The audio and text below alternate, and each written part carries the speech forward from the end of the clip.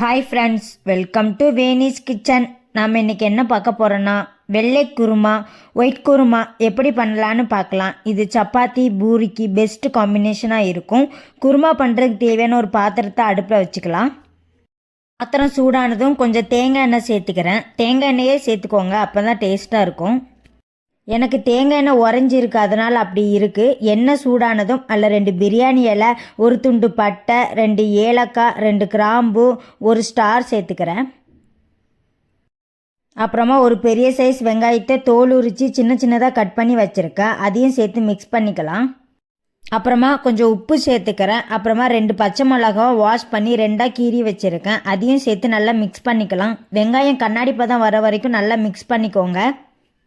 அப்புறமா ஒரு துண்டு இஞ்சி, 3 பல் பூண்டை நான் கல்லில் தட்டி வச்சுருக்கேன், அதையும் சேர்த்து நல்லா மிக்ஸ் பண்ணிக்கலாம். இஞ்சி பூண்டோட பச்சை வாசனை போகிறதுக்காக ஒரு நிமிஷம் நல்லா வதக்கிக்கோங்க. அப்புறமா கொஞ்சம் பீன்ஸை வாஷ் பண்ணி மீடியம் சைஸில் கட் பண்ணி வச்சுருக்கேன், அதையும் நம்ம இப்போ சேர்த்துக்கலாம். அதுக்கப்புறமா ஒரு மீடியம் சைஸ் கேரட்டை வாஷ் பண்ணி மீடியம் சைஸில் கட் பண்ணி வச்சுருக்கேன், அதையும் நம்ம இப்போ சேர்த்துக்கலாம். அதுக்கப்புறமா என் ஒரு கை அளவுக்கு காலிஃப்ளவரை வாஷ் பண்ணி வச்சுருக்கேன், அதையும் நம்ம இப்போ சேர்த்துக்கலாம். அப்புறமா ஒரு மீடியம் சைஸ் உருளைக்கிழங்க தோல் உரித்து வாஷ் பண்ணி மீடியம் சைஸில் கட் பண்ணி வச்சுருக்கேன், அதையும் நம்ம சேர்த்துக்கலாம். அப்புறமா என் ஒரு கை அளவுக்கு பட்டாணி சேர்த்துக்கிறேன், பச்சை பட்டாணி சேர்த்துக்கோங்க. எல்லாம் சேர்த்து நல்லா மிக்ஸ் பண்ணிக்கோங்க. அப்புறமா 1 கிளாஸ் அளவுக்கு தண்ணி நான் சேர்த்து நல்லா மிக்ஸ் பண்ணிக்கிறேன்.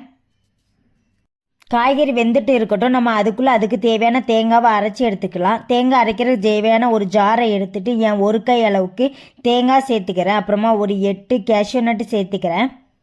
அப்புறமா ஒரு 2 ஸ்பூன் அளவுக்கு பொரிகடலை சேர்த்துக்கிறேன். அப்புறமா 1 ஸ்பூன் அளவுக்கு ஜீரகம் சேர்த்துக்கிறேன். அப்புறமா ஒரு ஸ்பூன் அளவுக்கு பெருஞ்சீரகம் சேர்த்துக்கிறேன். அப்புறமா ஒரு சின்ன துண்டு அளவுக்கு பட்டை சேர்த்துக்கிறேன். அப்புறமா ஒரு கிராம்பு, ஒரு ஏலக்காய், கொஞ்சமாக தண்ணி சேர்த்து நல்லா மையாக அரைச்சி எடுத்துக்கலாம். பாருங்கள், காயெல்லாம் நல்லா வெந்துட்டு இப்போ நம்ம அரைச்சி வச்சுருக்க அந்த பேஸ்ட்டை சேர்த்துக்கலாம். அதுக்கப்புறமா அந்த ஜாரில் கொஞ்சம் ஒட்டி இருக்கிறதுல தண்ணி சேர்த்து அந்த தண்ணியை நான் இப்போ சேர்த்துக்கிறேன்.